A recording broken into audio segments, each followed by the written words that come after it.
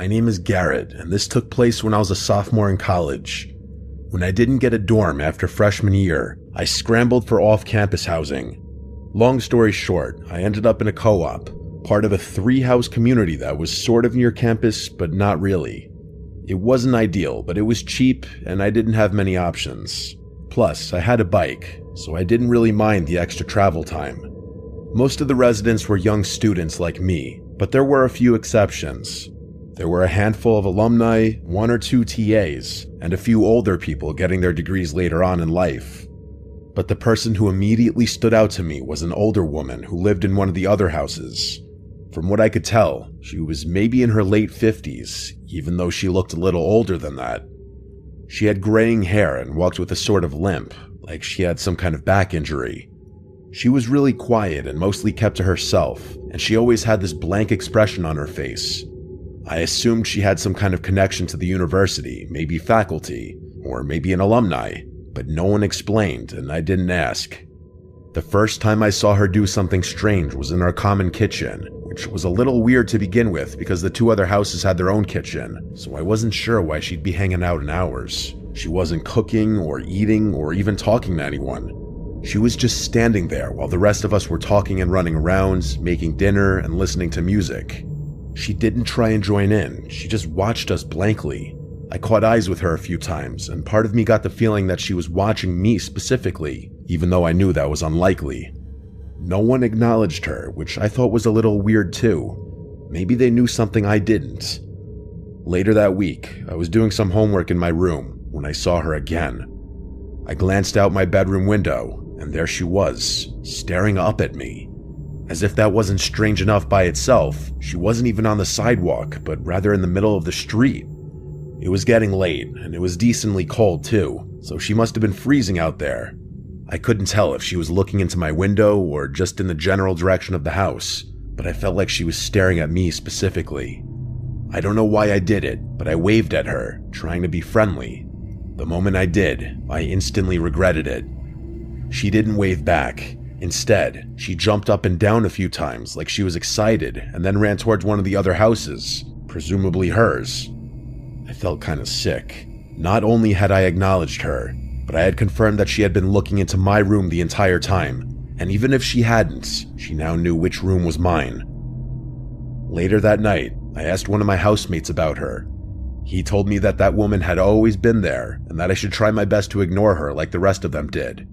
I inquired further about her, but the guy genuinely didn't know anything and said he was just repeating what someone had told him when he moved in. It didn't sit right with me, so I asked around until I got some semblance of an answer. One of the seniors in the specific house she lived in told me that she was associated with the university and was a little kooky, but that she didn't have a history of violence or getting physical.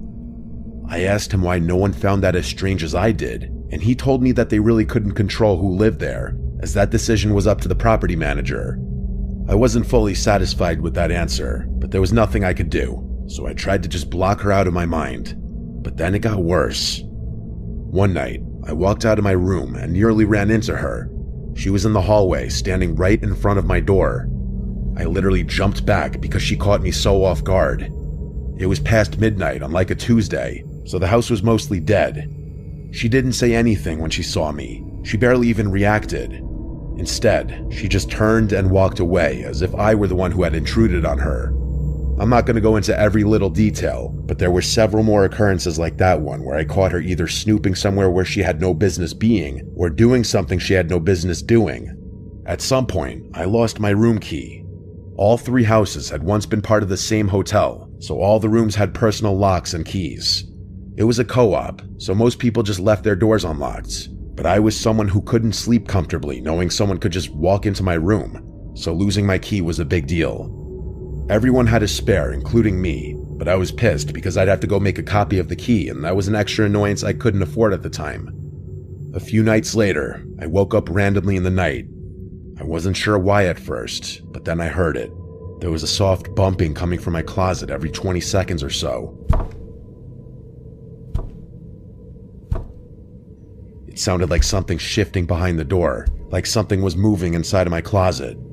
I'm not one to scare easily, and I'm definitely not one to be helpless in a dangerous situation, so I was going to deal with this myself. I quietly got out of bed and took a deep breath. I slowly walked over to the closet, trying to keep my breathing under control. My heart was racing. In one fluid motion, I ripped the closet door open and screamed like a crazy person. Just as I expected, the woman was in there. She had one of my ties wrapped around her neck, and her eyes were wide open. She was holding a kitchen knife with her other hand. My scream must have startled her, because before I could react, she lunged at me with the knife outstretched. I screamed again, only this one wasn't pretend. It was a scream of pure fear. I wrestled her to the ground and was able to disarm her pretty easily, given how frail and small she was. That didn't make the situation any less terrifying, though.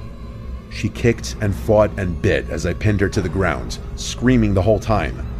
I yelled for help, and I heard some doors slam, followed by some of my housemates running down the hall. My friend Lee immediately helped me immobilize the woman, and the two of us kept her pinned while someone else called the police. The rest of the night was a blur. The police got there quickly and arrested her on the spot. By that point, she had stopped screaming, but she refused to say anything either, which was extremely unsettling. The cops found my room key on her. Real big shocker there. A few weeks later, we got our answer about who she was. Apparently, she was the property manager's sister, who he had been letting live there under the radar. She had severe mental health issues, and instead of getting her proper care, he had just thrown her into one of the unoccupied rooms. I believe the property manager was eventually arrested for negligence and a slew of other things, and rightfully so. I honestly blame him so much more for what happened than her. If anything, I feel bad for her, but my pity won't erase the fact that she tried to kill me. I could have lost my life that night. I have no idea why she seemed so interested in me specifically, but I can only hope nothing like that ever happens to me again. I'm graduating soon, and I'm definitely going to miss college, but I don't think I'll ever be able to look back on my time here without thinking about that night.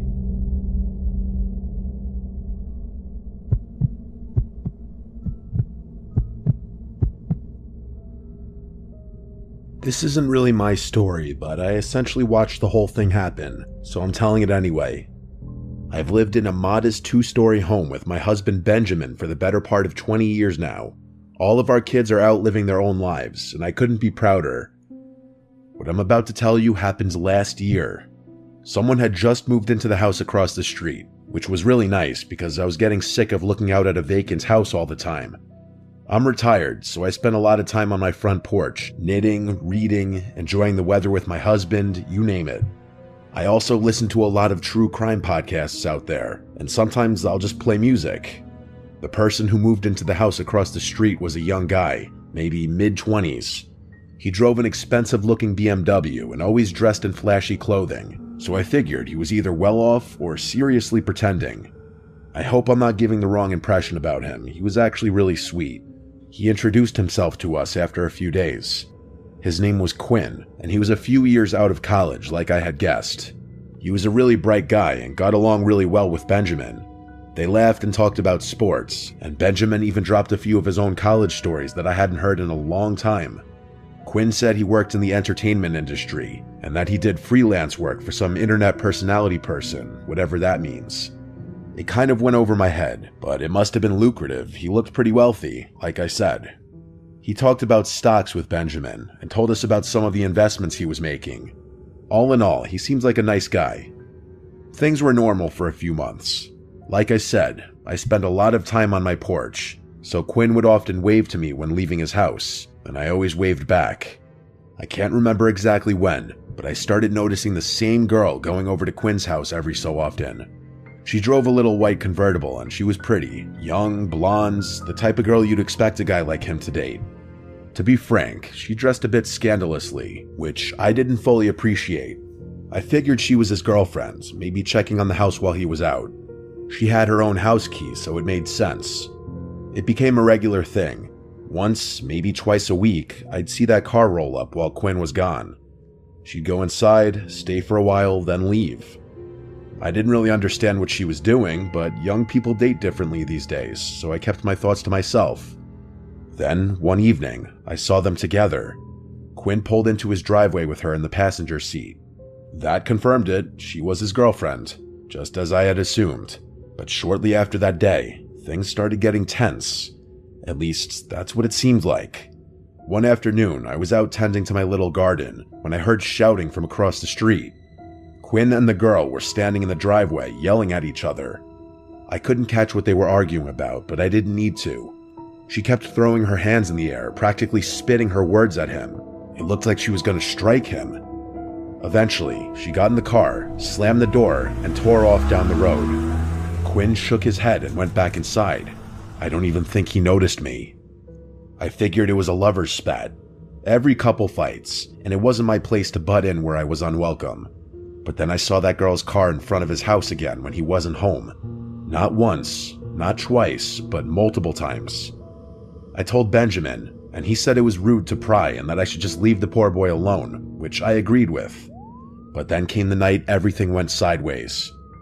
Benjamin and I were asleep when we woke up to sirens blaring outside. We rushed outside, joining the handful of neighbors who had come out to see what was going on.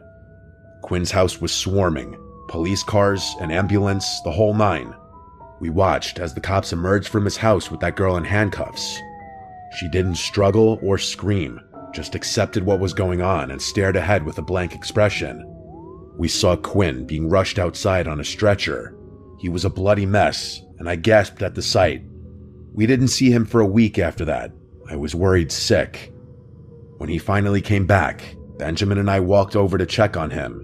He let us in without hesitation and told us everything. Apparently, that girl, her name was Ellie, had confessed to everything, making things easy for the police.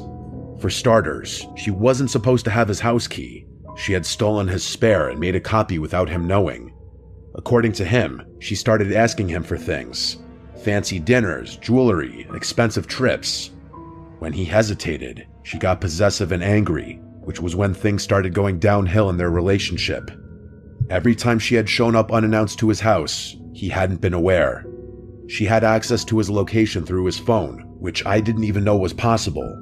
She had gone through all of his stuff, but worst of all, she had planted hidden cameras in his room. Every time she went back to his house when he wasn't there, she was replacing the camera batteries and making sure they were still working. The argument between them that I overheard was Quinn's attempt at breaking up with her. She refused, and Quinn reluctantly agreed to go on a break. Ellie had seen everything through the cameras, and the next night, she went to his house with a knife. I'm not going to explain the rest, you get the idea. Somehow, Quinn managed to get her to the grounds, but not before she seriously injured him. The doctors said he was an inch away from needing surgery or dying. Benjamin and I tried to console him, but he was visibly shaken.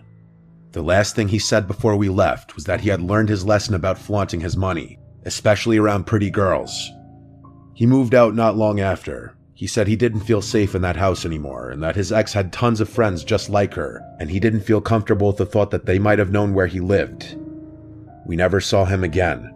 I pray to God he's doing okay. No one should ever have to go through something like that, especially not someone as young as him.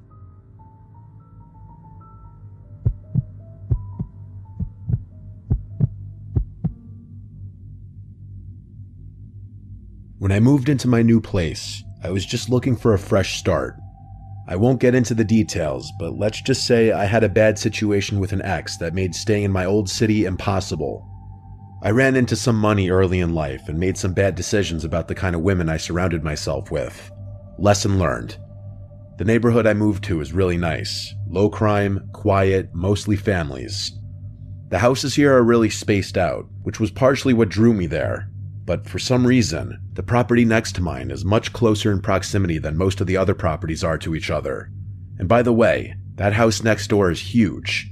When I first saw it, I thought I could easily fit a family of 10.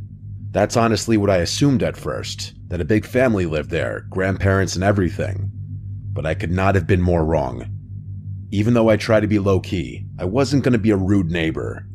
I took it upon myself to introduce myself to everyone in the neighborhood. For whatever reason, I decided to introduce myself to my next-door neighbors last. I couldn't tell you why. Everyone else I met seemed really sweet and genuine.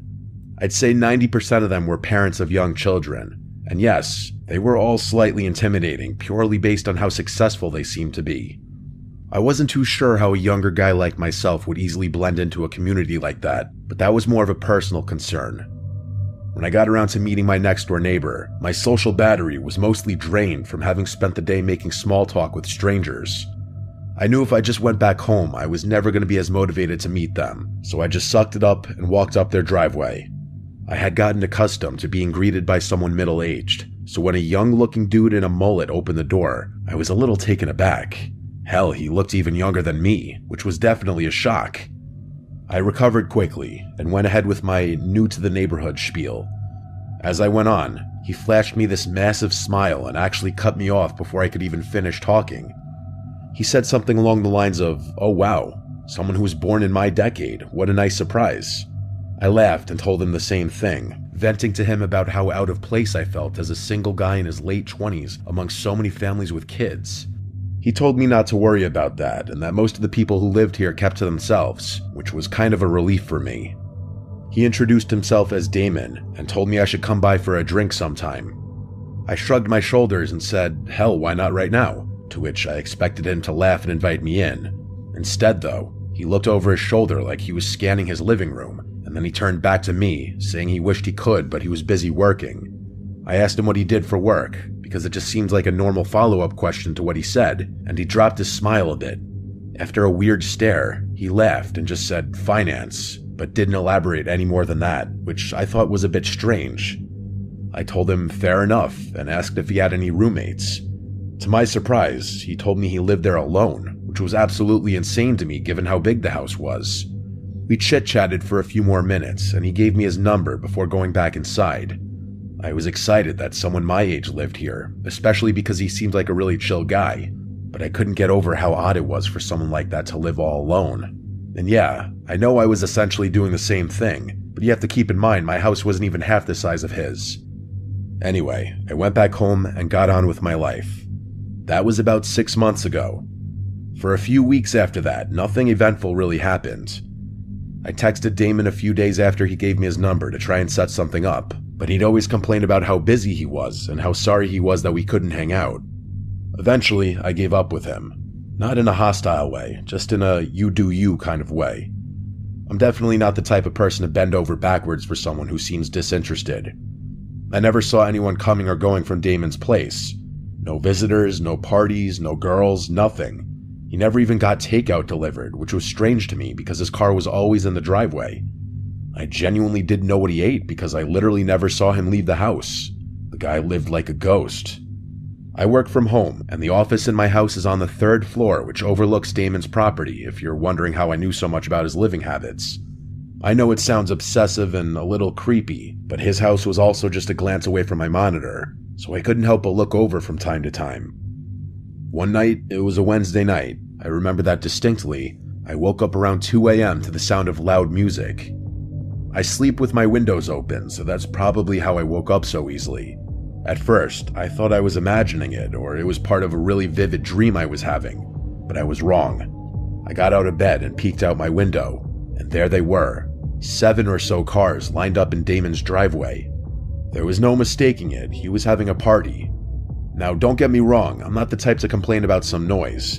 I've been to my fair share of house parties, but it was the middle of the week, and the volume was insane. I figured I'd just go over, knock, and ask him to turn it down. I threw on a hoodie and walked over. It was a full-blown party, that much was clear from outside. I knocked on the door, but no one answered. I pulled out my phone to text Damon, but I decided against it, knowing he'd probably ignore me and give me some BS excuse the following morning. I knocked on the door again, harder this time. Still nothing. I reached for the handle, half expecting it to be locked, but to my surprise, the door swung open. Inside, the first thing I saw was a pile of shoes in the foyer, at least 10 pairs, but there was something off. There was literally no one in there. I moved further in, expecting to see people in the living room, maybe the kitchen, but it was completely empty. There weren't even any drinks left out.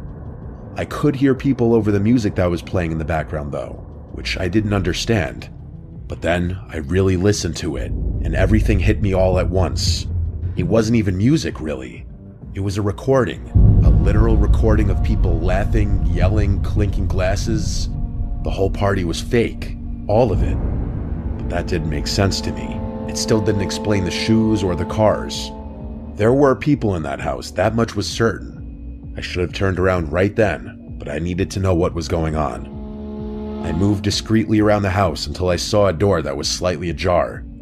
I gently pushed it open and it led down to the basement. I'm not sure how I knew, but something told me what I was looking for was downstairs. It was dark down those stairs, with the exception of a very faint light coming from somewhere I couldn't see.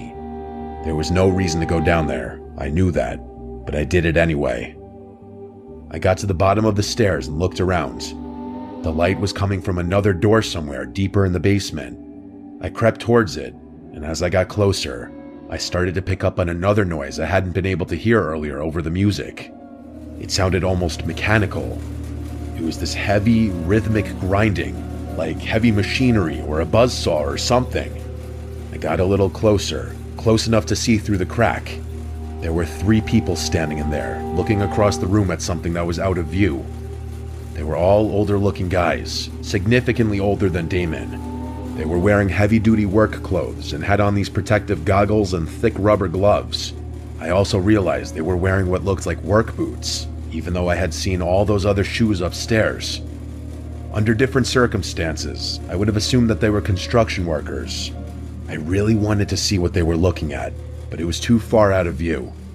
After a few seconds of me just standing there, I started to pick up on this awful bleach smell, or some kind of cleaning solution. That's what did it for me. I started to feel this awful pit in my stomach, like my life was in danger. I can't explain it. I turned to leave, trying to be as quiet as possible. As I was finding my way back to the stairs, the light from behind me suddenly dimmed, like someone had shut the door behind me. I didn't actually hear the door over the music, but I felt it. I sprinted up the stairs as fast as I could. I ran through the house and burst out the front door. I didn't run directly to my house. I jumped my own fence and made it to the backyard. I slipped in through my side door, locking it behind me. My chest was pounding, but under no circumstances could I let Damon or any of those other guys know it was me who had been snooping around. I gathered myself and went up to my office, making sure all the lights up there were off. I crouched down below the window and peeked over at Damon's house. There was no one there. But then, a few minutes later, the front door flew open and like 8 guys poured out, scanning the yard, the driveway, the street, but Damon wasn't with them. I could tell because everyone looked older, like those first guys I had seen. A few of them looked like they were arguing about something, but I couldn't make out what they were saying. One of the men actually shoved one of the other ones, and I thought they were about to start fighting in the street, but they didn't. Eventually, they all went back inside, and the music stopped soon after that. I stood at the window, trying to make sense of what had just happened. I thought about calling the cops, but what would I even say? The music wasn't playing anymore, and there was no real crime I could actually report. The thing I couldn't understand was how none of my other neighbors had a problem with the loud music, especially since most of them had children. I figured if they hadn't been able to hear it and I called the police, Damon would know it was me. And the shoes, I had no idea what that was about either. The people I had seen were all wearing boots. So did they bring extra pairs of shoes just to leave in the foyer? I had too many questions and I didn't know what to do, so I just went to bed. The next morning, I woke up and looked out my bedroom window. Every single car was gone, including Damon's. I went upstairs to try and get some work done, but I couldn't concentrate and found myself looking over at Damon's house every 5 seconds. After a few hours of his car not being there, I decided to go for a walk, partly to clear my head, but mostly to take some low-key glances through his windows. Nothing, though. Days passed and Damon still didn't return, or his car didn't at least. I was baffled with every passing day. I still couldn't figure out how my other neighbors had been able to sleep through all the noises that night, so I just straight up asked them. I went to a few houses and asked them if they had heard the party he had a few nights ago. No one knew what I was talking about, even after I told them which house it was coming from and how late it was. I thought I was going crazy. That was a few months ago now. The crazy thing is Damon still hasn't returned, and it's clear no one is maintaining his house, as the grass is starting to get really long, and there's an untouched pile of packages leaning against his front door. I don't know what to make of this. It could be nothing, but I feel like no one would go to such lengths to disguise what they were doing with a fake party, unless it was something illegal. But would people going to such lengths really forget something as important as locking the front door? Maybe that's what those guys had been arguing about. I really have no idea, and the fact that none of my other neighbors seemed bothered by it makes me think I'm involved in some huge conspiracy or something. I know I'm just being paranoid, but I just have so many unanswered questions. When Damon returns, if he ever does, I'm debating whether or not I should just go and straight up ask him.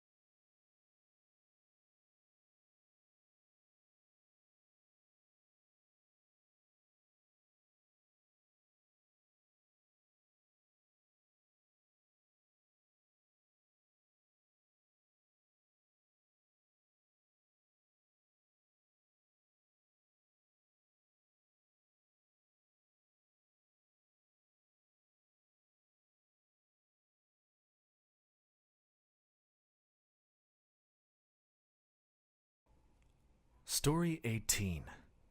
The Barbaric. Logan and I met several years ago during a hiking club meetup.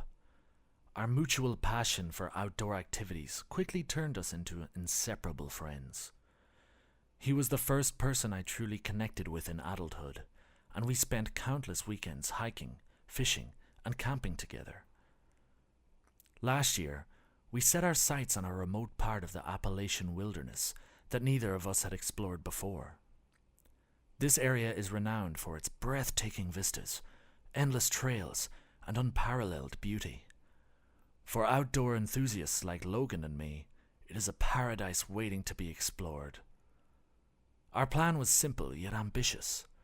We aimed to explore an isolated trail that stretched through the ancient woods of the Appalachian Mountains to a hidden spring. The plan was a perfect combination of hiking and fishing. We prepared meticulously, gathering maps, online guides, and all the necessary gear for an all-day expedition. The idea was to reach the spring by midday, spend the afternoon fishing, and return before dusk. Little did we know, this trip would be unlike any other we had experienced.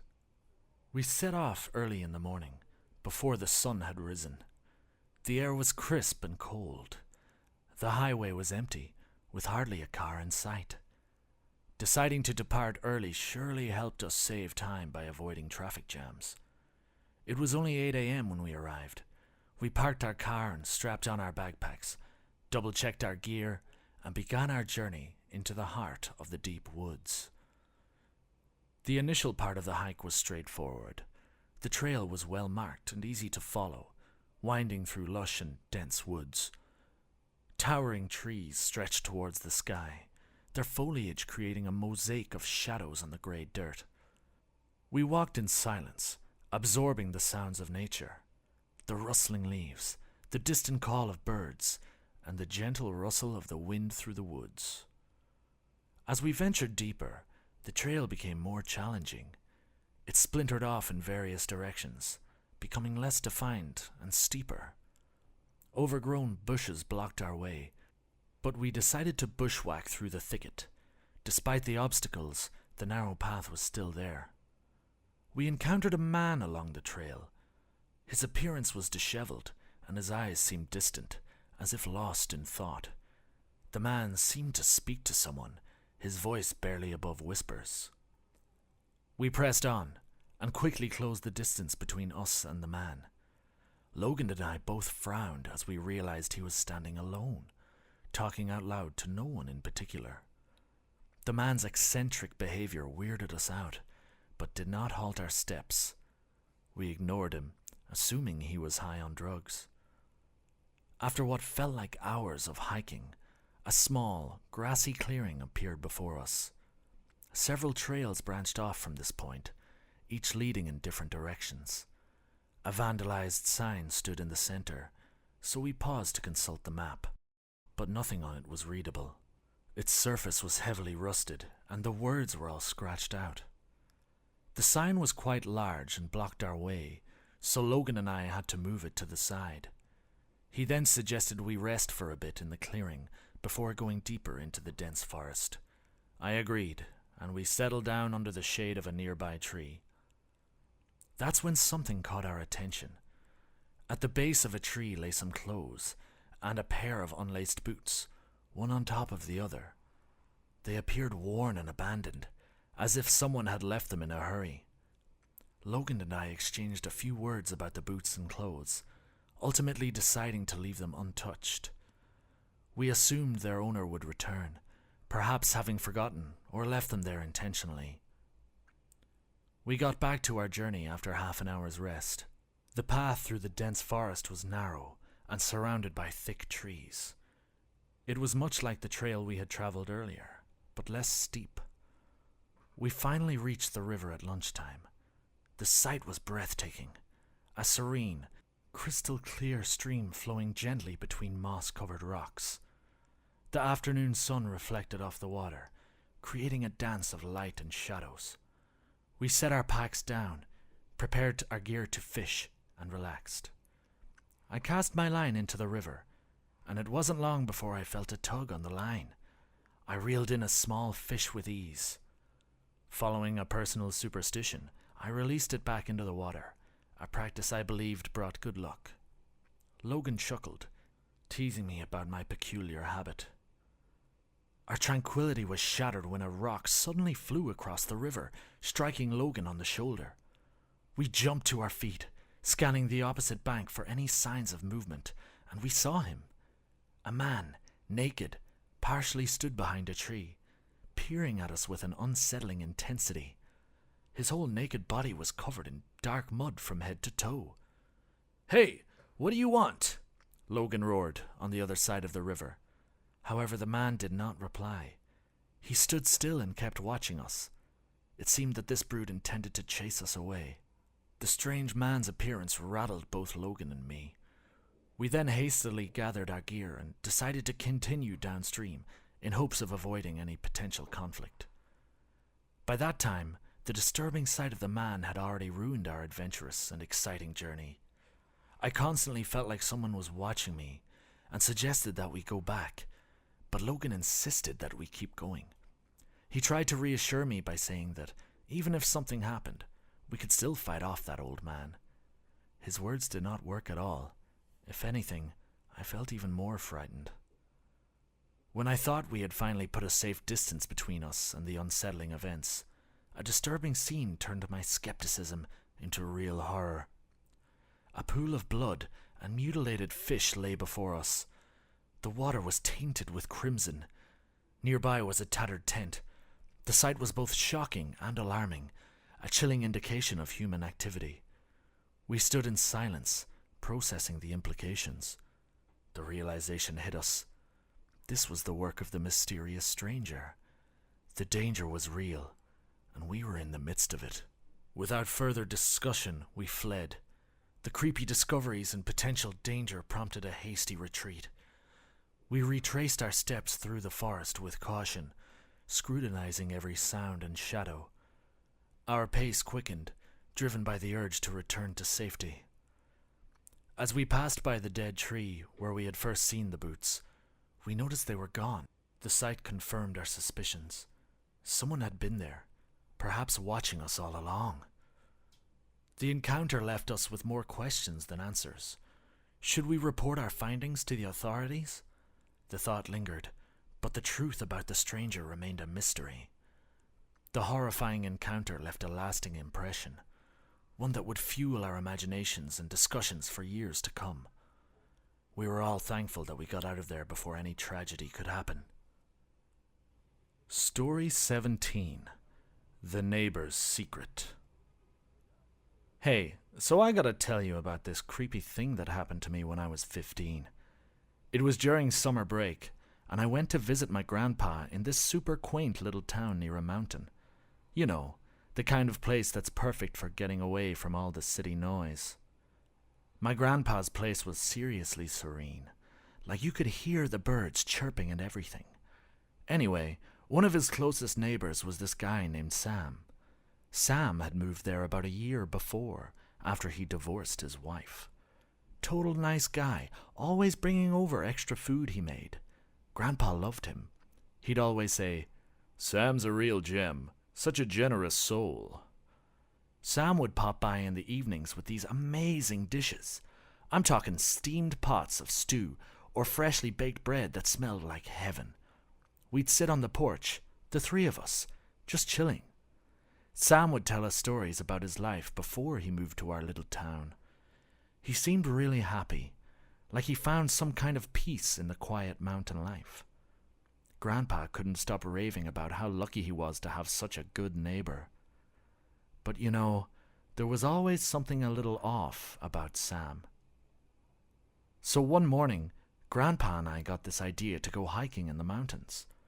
The fresh mountain air and the promise of a little adventure were just too tempting. I thought it would be fun to invite Sam along, so I ran over to his place. But when I knocked on his door, there was no answer. I knocked again, louder this time, but still nothing. Grandpa figured Sam might have gone into town or had other plans, so we decided to head out the next day without him. Next morning, we got our backpacks ready with water, snacks, and a first aid kit, then set off bright and early. The trailhead was just a quick walk from Grandpa's house. As we got deeper into the woods, something felt off. The usual forest sounds were gone, replaced by this creepy silence that only got broken by the occasional harsh caw of crows. We even spotted some coyotes darting through the underbrush, which Grandpa said was pretty unusual. That just made the whole vibe even creepier. Despite feeling a bit uneasy, we kept going. The forest, normally buzzing with life, felt almost oppressive in its stillness. We started talking less and less, this weird tension hanging over us. Eventually, we found a clearing and decided to take a break. Grandpa laid out a blanket and we sat down, munching on sandwiches. The bread was one of Sam's loaves, crusty and delicious, but I just couldn't shake this feeling that something was wrong. Later that afternoon, Grandpa suggested we head back earlier than we had planned. I could see the worry in his eyes and hear it in his voice. Something was definitely off. He kept glancing around, his eyes darting to the trees like he was expecting something to jump out at us. We packed up quickly and started our way back down. As we headed back down the mountain, the air suddenly got really thick and this awful, nauseating smell hit us. It made the whole forest feel even creepier. Grandpa decided to follow the sound of the crows, curious and worried about what was causing such a ruckus. We moved carefully, stepping over roots and pushing aside branches. The further we went along this stream, the more wildlife we saw. The air was thick with the sickly sweet smell of decay.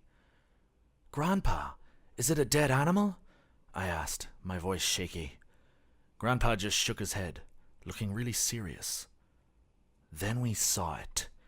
Right there, in the middle of the dense forest, hanging from a tree, was a man's body.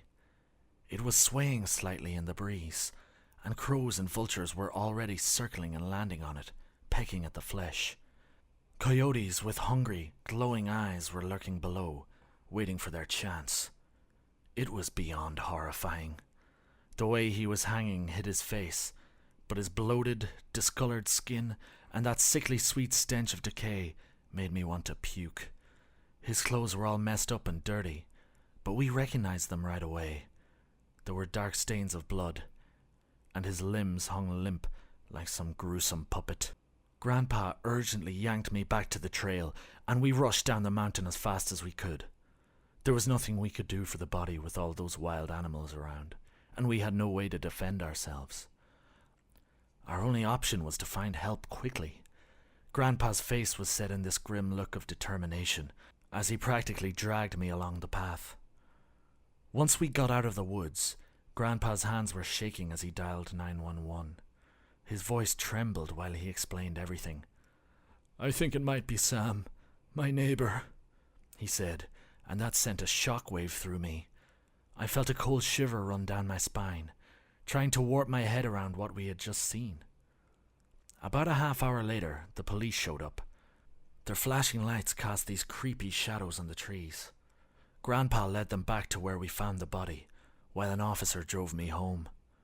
I sat in the back of the police car, the image of that hanging body playing over and over in my mind. It was impossible to think about anything else. The officer tried to make small talk, but I could barely respond. Back home, the horror of what I'd seen in the forest wouldn't leave me alone. Every time I closed my eyes, I saw the body swaying, surrounded by crows and coyotes. Sleep was out of the question, until Grandpa finally got back and sat down with me. He looked older, his face lined with worry and exhaustion. "It was Sam," he said quietly. "The police think he took his own life. No signs of foul play." I wanted to ask why Sam would do something like that, but the look on Grandpa's face stopped me. His eyes were filled with a sadness I'd never seen before. I knew he was keeping something from me, something he thought I was too young to know. Even without all the details, the weight of what we found in the woods pressed down on me. I couldn't shake the feeling there was more to the story, something Grandpa wasn't telling me. Story 16. The Mystery in Whispering Pines. This happened back in 2019, when I was still a naive nature enthusiast. Everything seemed so simple, harmless, and benign. After an exhausting week at my high-pressure job, I craved an escape from the endless grind. So yeah, I turned to nature. A weekend in the Whispering Pines Mountains was always my go-to retreat. I asked a few friends and colleagues to join, but none were up for camping or venturing deep into the woods. "Too tired," they all said. They just wanted to stay home and unwind. So it was just me, myself, and I, ready for a solo adventure. My journey started early on a crisp Saturday morning. The sun was just peeking over the horizon as I tossed my gear into the car, feeling a mix of excitement and relief. The drive took me away from the city's chaos, through winding roads and beautiful countryside. The further I got from the concrete jungle, the lighter I felt. Rolling hills turned into dense forests, and soon the towering trees of the Whispering Pines Mountains came into view. Entering the forest, I felt a wave of tranquility. The air was fresh, filled with the earthy scent of pine and moss. Birds were chirping, and the leaves rustled in the breeze. I found a secluded spot to park and grabbed my gear.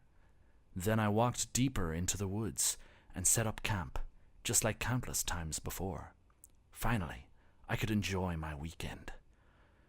As the day went on, I wandered further into the forest, exploring new trails and soaking up the solitude. On my way back to camp, I stumbled upon this old guy who looked like he stepped out of another time. His clothes were worn, covered in intricate geometric patterns that looked tribal. He was sitting on a fallen log, staring at me with these intense eyes. "Evening," I said, trying to keep it casual. But he just stared. Moments later, he suddenly spoke up. "Be careful where you tread, young man. These woods have secrets." Then, before I could even react, he stood up and walked away. I stood there, a bit freaked out, trying to process what had just happened. His words were creepy and left me feeling uneasy. As I headed back to my camp, I couldn't stop thinking about this warning. The next day, I packed up my tent and ventured further into the forest, eager to explore new territory. My plan was to find a clearing, set up camp, and enjoy nature before heading back in the afternoon. But things didn't go as planned. As I trekked deeper, the sky darkened with ominous clouds, and soon a heavy rain began to fall. I quickly set up my tent in a small clearing, intending to wait out the storm. But the rain was relentless, pounding against the tent and turning the soil into mud. Hours passed, and the rain showed no signs of stopping. I didn't want to spend the night in the forest because I had work the next day. so I packed up my gear and prepared to head back to my campsite. The trail was tricky, slippery and treacherous. Walking in the rain, I had to move slowly to avoid falling. The forest around me felt oppressive, the dark, towering trees closing in as the rain blurred my vision.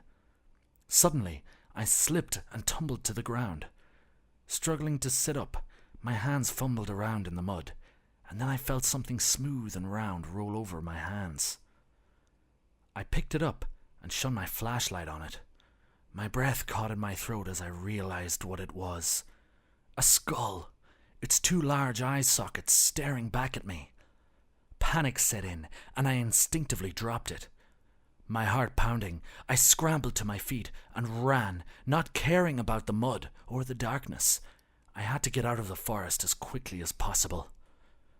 After hours of running through the dense forest, I finally found my way out. My clothes were soaked and muddy, and I was exhausted. As soon as my phone regained signal, I called 911. The police arrived quickly and listened to my frantic account. They immediately went into the forest to investigate. While I waited at the campsite, shivering and anxious, the officers combed through the trees with flashlights and dogs, their voices echoing in the night. What they discovered was far more horrifying than anyone had anticipated. Not just one skull, but 7 were found buried in a pit. The rest of the bones were broken or cracked, and many of the skulls were tied together with ropes. Nearby, they found some clothes and a rusted sword, suggesting the victims had met a barbaric end. The scene was gruesome, with the skulls staring blankly. The air was thick with the smell of damp earth and decay. The police realized they were dealing with something far more sinister than an accidental death. In the weeks following the discovery, the police investigation revealed chilling details about the scene in the Whispering Pines. Forensic analysis indicated that the bones were decades old, suggesting a series of murders spanning many years. The victims had been bound and tortured before meeting their end, the rusted sword likely used in the killings. The case drew media attention, and the once tranquil forest became the center of a terrifying mystery. I couldn't stop thinking about the old man and what he had said in the woods. "Be careful where you tread. These woods have secrets." I watched updates about the case on my laptop. What I saw shocked me. Besides the skeleton, now arranged, there was a sword and some clothes. The tribal patterns on them were exactly the same as on the man's clothes.